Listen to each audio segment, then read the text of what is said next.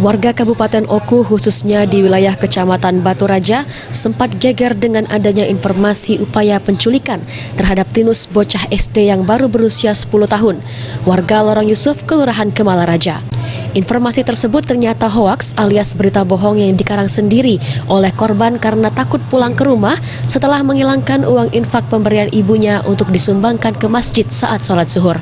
Kabak OPS Polres Oku Kompol Mahmudin Ginting mengungkapkan pihaknya sendiri sempat mendapat laporan dari kedua orang tuanya yang kemudian pihaknya melakukan penyelidikan dan olah tempat kejadian perkara.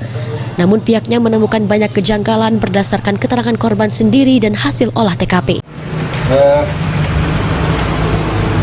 Dalam kesempatan ini kami sampaikan bahwa intinya berita tersebut adalah hoax, tidak benar.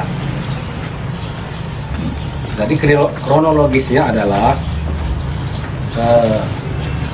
anak ini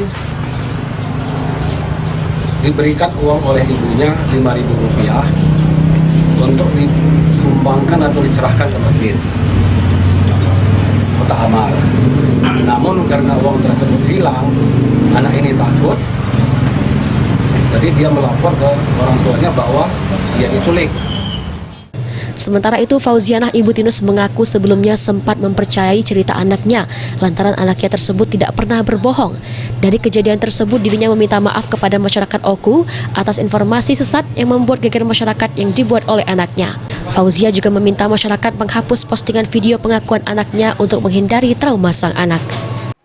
Selaku orang tua anak, meminta maaf atas informasi palsu anak kami yang sudah meresahkan warga Oku, terutama Batu Raja.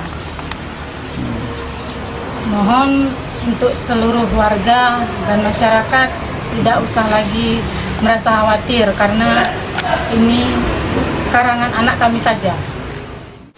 Arya Pranika, PAL TV.